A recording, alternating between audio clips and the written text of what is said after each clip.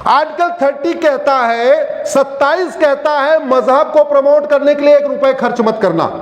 याद रखिए, धर्म को प्रमोट करने पे रोक नहीं है। किसको प्रमोट करने पे रोक है? मजहब। और धर्म और मजहब बहुत अंतर होता है। ज्यादा डिटेल आपको जानना है तो मेरी PIL चल रही है धर्म और रिलीजन के ऊपर, मैंने उसमें 25 अंतर बताए हैं। धर्म क्या होता है, रिलीजन क्या होता है। एक अंतर मोटा मोटा बता देता हूं, धर्म जोड़ता है, रिलीजन तोड़ता है।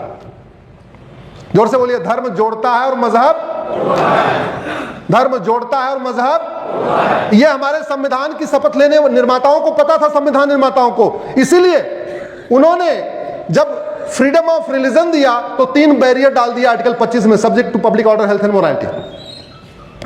और आर्टिकल 30 में स्कूल खोलने की परमिशन देने से पहले आर्टिकल 27 में कह दिया मजहब को प्रमोट करने के लिए सरकार 1 रुपए खर्च नहीं करेगी। आर्टिकल 28 में कह दिया किसी भी सरकार के द्वारा मान्यता प्राप्त किसी भी स्कूल में कोई मजहबी तालीम नहीं दी जाएगी।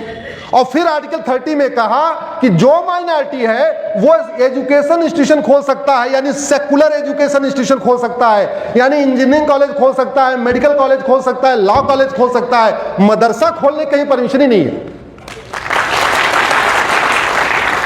लेकिन इस बात को जब तक सारे हाईकोर्ट में सेमिनार कर करके माननीय जजों के सामने नहीं रखा जाएगा तब तक उनको डाइजेस्ट नहीं होगा। क्यों नहीं डाइजेस्ट होगा? क्योंकि 75 साल से एक ही बात उनके दिमाग में बैठी हुई है कि आर्टिकल 30 मदरसा खोलने की परमिशन देता है। बिल्कुल नहीं देता, क्योंकि मदरसा एजुकेशन इंस्टीट्यूशन नहीं है, मदरसा दीनी तालीम सेंटर है। मदरसा मजहब को प्रमोट करता है, ह्यूमनिज्म को नहीं।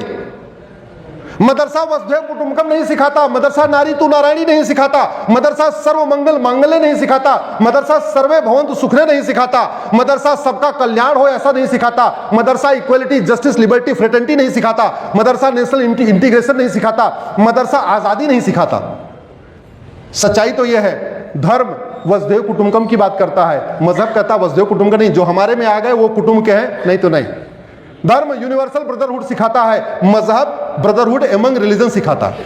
यह अंतर है, लेकिन इसके ऊपर चर्चा नहीं हुई। इसलिए मैंने एक PIL फाइल किया कि सबसे पहले ये जो माइनॉरिटी कमीशन एक्ट बना हुआ है इसको खत्म किया जाए, माइनॉरिटी एजुकेशन एक्ट को खत्म किया जाए, और नहीं तो माइनॉरिटी को डिफाइन कर दिया जाए। पहली बात तो जब भारत का विभाजन मजहब के आधार पे हो गया, फिर मजहब के आधार पे नियम कानून चलना चाहिए क्या? जोर से बताइए जरा। ऐसे हरदोई की आवाज दिल्ली तक पहुंचनी चाहिए। मजहब, देश का विभाजन किस आधार पे हुआ? जोर से बोलिए। तो फिर मजहब के आधार पे नियम कानून चलना चाहिए क्या? मजहब के आधार पे आयोग और मंत्रालय चलना चाहिए क्या? मजहब के आधार पे बोर्ड और ट्रिब्यूनल चलना चाहिए क्या? मजहब के आधार पे लोन और वजीफा चलना चाहिए क्या? मजहब के आधार पे स्कूल और कॉलेज चलना चाहिए क्या? नहीं। अब समय आ गया है, अगर भारत को सुरक्षित करना है, आतंकवादी घटनाएं रोकनी है, धर्मांतरण रोकना है, बाकी समस्याएं रोकनी है, भारत को सुरक्षित बनाना है, नो माइनॉरिटी नो मेजॉरिटी, हम सब एक हैं, हम सब एक समान हैं, सबका DNA एक समान। अरे जब सबका DNA एक समान तो माइनॉरिटी मेजॉरिटी किस बात की? दूसरा, आर्टिकल 25 कहता है कि लोगों को फ्रीडम ऑफ रिलीजन है, लेकिन वो फ्रीडम ऑफ रिलीजन को लोगों ने कहीं और ही पहुंचा दिया। आर्टिकल 25 रीतियों का अधिकार देता है, कुरीतियों का नहीं। आर्टिकल 25 प्रथा का अधिकार देता है, कुप्रथा का नहीं। आर्टिकल 25 धर्म पालन का अधिकार देता है, धर्मांतरण का नहीं। बहुत सारी बातें संविधान में लिखी नहीं है, जो बेसिक रिक्वायरमेंट होती है वो संविधान में नहीं लिखी जाती। जैसे संविधान में कहीं नहीं लिखना है कि कपड़ा पहन के रहना, कहीं लिखा है क्या? जोर से मुझे बताओ। नहीं। फिर भी हम लोग कपड़ा पहन के रहते नहीं रहते? भारत संविधान में कहां लिखा है प्रतिदिन नहाना, लेकिन नहाते हैं कि नहीं नहाते? संविधान में कहीं लिखा है कि सुबह ब्रेकफास्ट करना, दोपहर में लंच करना, शाम को डिनर करना, लिखा है क्या? नहीं। हम करते हैं कि नहीं करते? तो संविधान में वो बातें लिखी गई हैं जो सामान्यतया व्यक्ति भूल जाता है।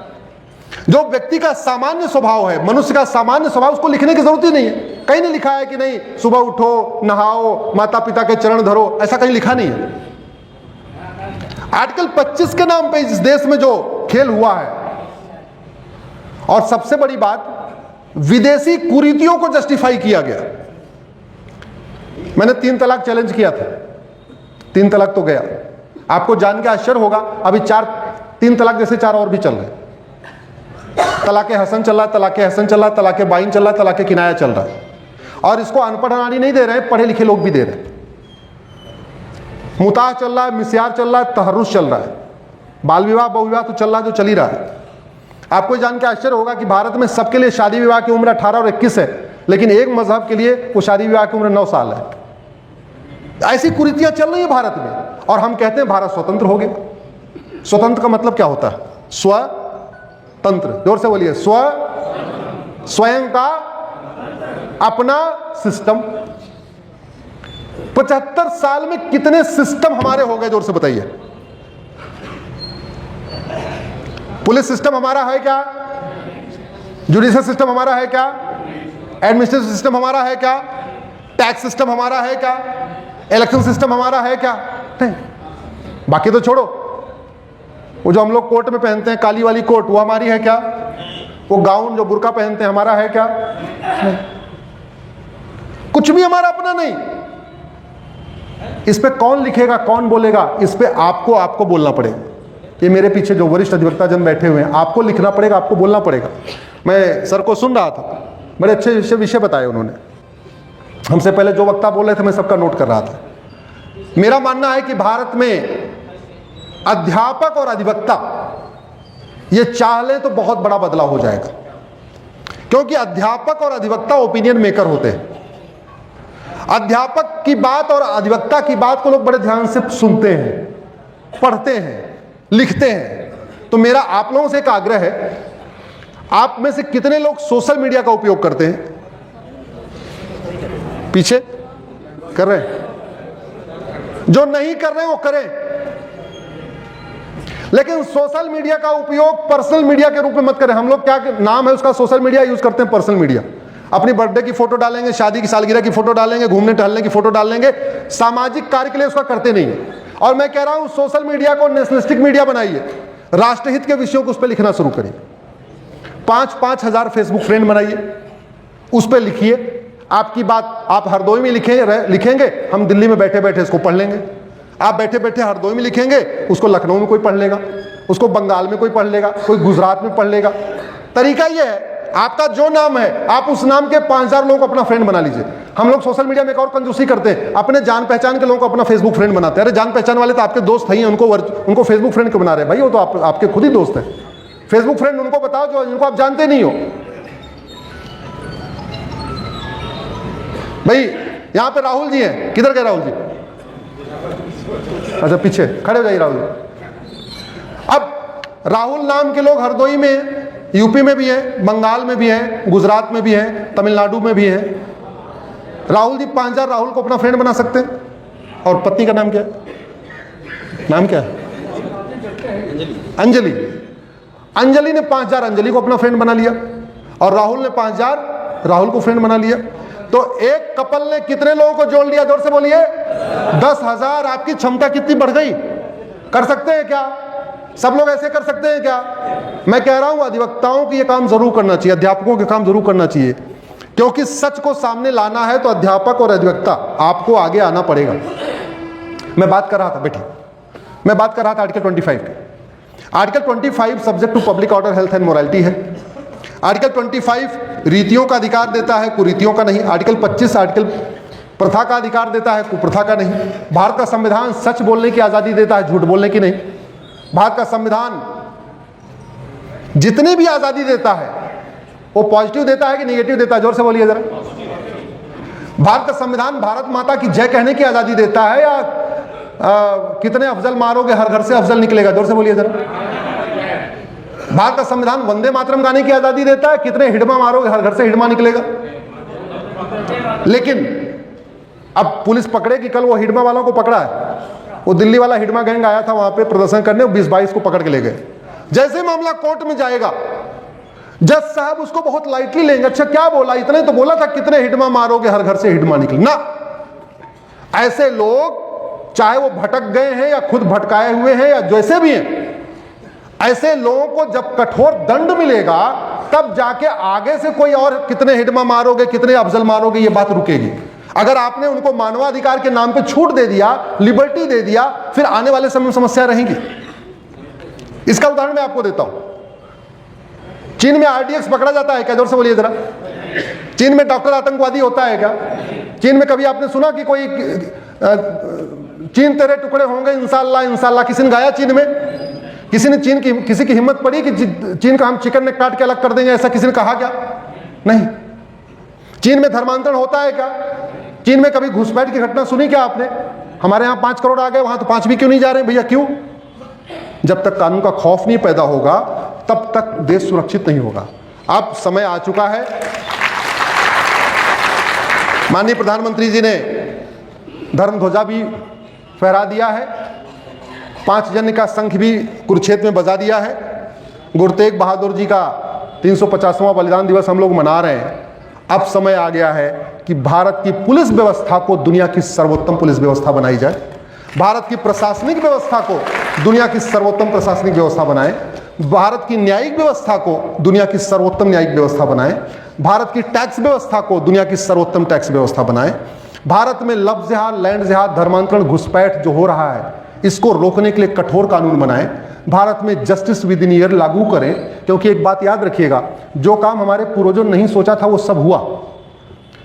पिछले 2000 साल में भारत के 25 टुकड़े हो चुके हैं, पिछले 200 साल में भारत के 7 टुकड़े हो चुके हैं।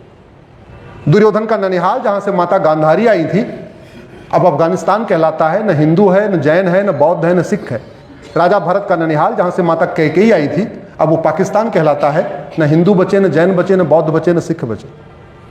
ईस्ट बंगाल जो बांग्लादेश बन गया वहां की स्थिति आपको पता ही है।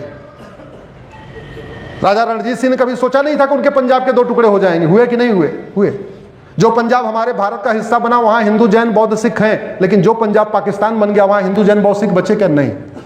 राजा शशांक ने कभी सोचा नहीं था कि बंगाल के 2 टुकड़े होंगे, बंगाल के 2 टुकड़े हुए, ईस्ट बंगाल वेस्ट बंगाल। जो बंगाल हमारे पास है वहां तो चलो फिर भी 70% बचे हुए हैं, जो बंगाल बांग्लादेश बन गया वहां की क्या स्थिति देख रहे हैं। राजा हरि सिंह ने कभी सोचा नहीं होगा कि कश्मीर में नरसंहार होगा, हुआ कि नहीं हुआ? अच्छा, आज के कुछ दिन पहले तक आप लोगों ने सोचा था क्या कि गायनोलॉजिस्ट, रेडियोलॉजिस्ट, फिजिशियन, संत सर्जन भी आतंकवादी हो सकते हैं? सोचा था क्या आपने? जो नहीं सोचा था हो रहा है कि नहीं हो रहा है? तो आप 10 साल के बाद जो होने वाला है, आप जो नहीं सोच रहे हैं वो भी होगा। वो 10 साल के बाद जो चीज़ें होने वाली हैं वो न हो, उसी के लिए हम अध्यापकों को और ख़ास तौर पे अधिवक्ताओं को, क्योंकि अध्यापक थोड़ा संविधान से दूर होते हैं, कानून से दूर होते हैं, लेकिन आप और हम तो डायरेक्टली इससे अटैच्ड हैं। भारत में प्रत्येक जिले में ऐसे सेमिनार, कॉन्क्लेव करके कार्यक्रम आयोजित करना पड़ेगा, मेमोरेंडम बनाना पड़ेगा, क्या क्या बदलाव होना चाहिए उसका एक बदलाव का ड्राफ्ट बनाना पड़ेगा। और अब चूंकि सड़क बहुत बन गई है, एयरपोर्ट बहुत बन गया है, विकास बहुत बन चुका है, अब समय आ गया है देश को सुरक्षित बनाने का। मैं तो आज हरदोई से एक आग्रह करता हूं कि माननीय प्रधानमंत्री जी 2 साल के लिए सारे लेबर मिस्त्री जो एयरपोर्ट बना रहे हैं, हाईवे बना रहे हैं, एक्सप्रेसवे, इनको हटा लीजिए यहां से, इनको बॉर्डर पे बनाइए। जैसे चीन की दीवार बनी है ऐसे भारत की दीवार बनाइए। भाई 2 साल नहीं होगा विकास, 10 साल में 50 साल के बराबर हो गया तो 2 साल नहीं होगा तो नहीं होगा। और इतनी कंपनियां हमारे पास, टर्नकी प्रोजेक्ट करने वाली कंपनियां, बड़ी बड़ी हाईवे बनाने वाली कंपनियां, बंद करिए हाईवे, बंद करिए एक्सप्रेसवे, बंद करिए एयरपोर्ट, बंद करिए रेलवे। जितने काम शुरू किए हैं उनको कर दीजिए, कोई नया काम मत छेड़िए। लेकिन बॉर्डर पे कम से कम 30-40 फीट ऊंची भारत की दीवार बनाइए। अगर हजार किलोमीटर भी साल में बनती रहेगी तो अगले 10-15 साल में हमारा भारत के चारों तरफ दीवार बन जाएगी। इसको करना पड़ेगा। तो भारत के बॉर्डर पे दीवार भी बनानी पड़ेगी, अंदर कानून की दीवार बनानी पड़ेगी। इसी के साथ मैं अपनी बात खत्म करता हूं। आप लोगों ने इतनी देर सुना, बहुत बहुत धन्यवाद, बहुत बहुत आभार। भारत माता की, भारत माता की।